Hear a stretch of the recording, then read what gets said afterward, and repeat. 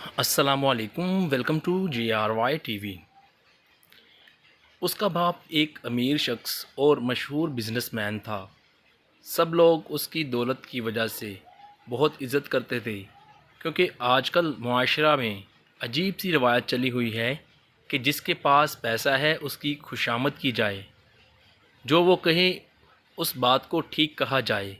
लेकिन इसी मुआशरा में ऐसे लोग भी हैं जो ये सोच रखते हैं कि हम खुद मेहनत करके खाते हैं, हमें किसी से क्या गर्ज़।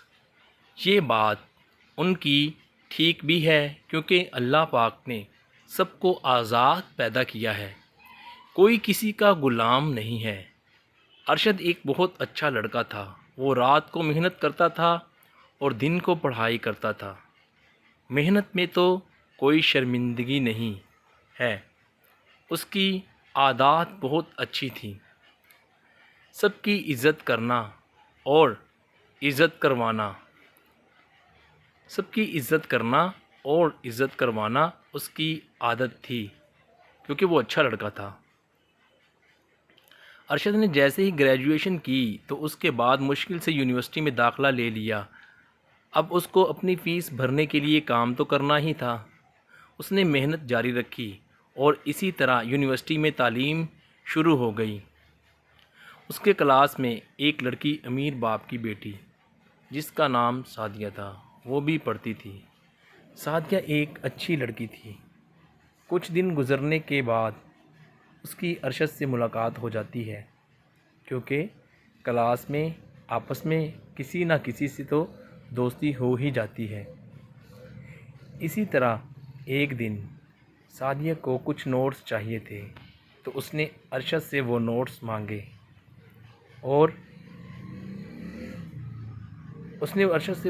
मांगे और अरशद ने दे दिए।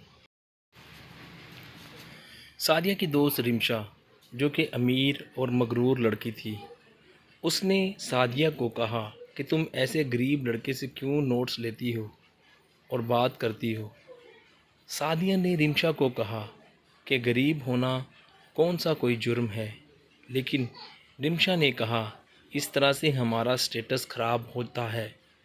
सादिया ने कहा रिमशा ऐसी बात तो नहीं होती। खैर, दिन गुज़रते गए और अरशद मेहनत करता रहा।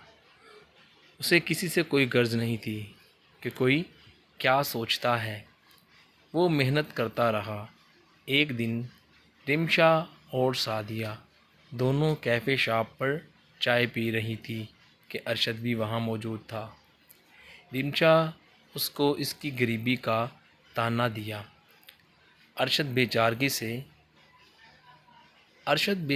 से वहाँ से चला गया। जैसे ही उसने ताना दिया तो उसने कहा शोर ना हो, बल्कि वो बेचारगी से वहाँ से चला गया, क्योंकि अरशद एक शरीफुन नफ्स लड़का था, जिसका मकसद किसी के साथ लड़ाई करना नहीं था। उसने कहा बहस करना फजूल है और चला गया। मास्टर करने के बाद अरशद ने मुकाबले के इम्तिहान की तैयारी शुरू की और मेहनत और नेक नीयत साफ़ थी कि अल्लाह की करम नवाजी से इसने इम्तिहान पास कर लिया और कमिश्नर बन गया। अरशद कमिश्नर बनने के बाद भी मगरूर नहीं था, बल्कि आजिज़ ही रहता था। एक दिन रिमशा के अब्बू के मकान पर किसी ने कब्ज़ा कर लिया, लेकिन कोई उनकी सुनने को तैयार नहीं था।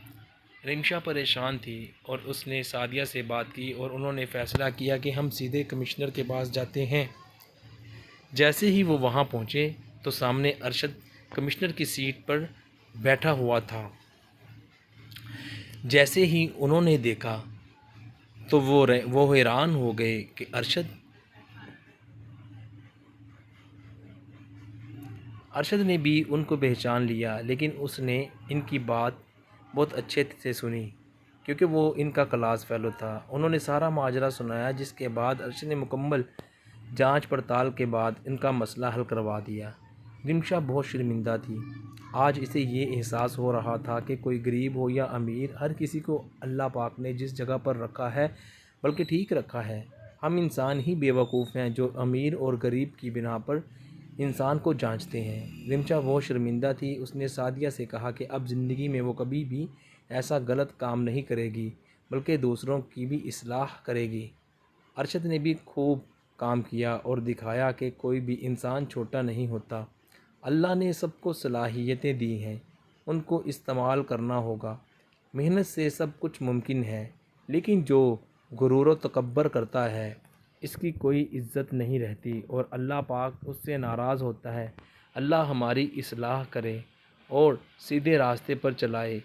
अल्लाह हमारी इस्लाह करे और सीधे रास्ते पर चलाए। आमीन। दोस्तों, इस वीडियो का मेन मकसद यही था कि कभी भी गुरूर ना करें और किसी को गरीबी या अमीरी की बिना पर ना जांचें, क्योंकि वक्त बहुत शार्ट होता है और वक्त बहुत एक ऐसी चीज़ है जो किसी तरह से भी आपको किसी का सामना करवा सकता है।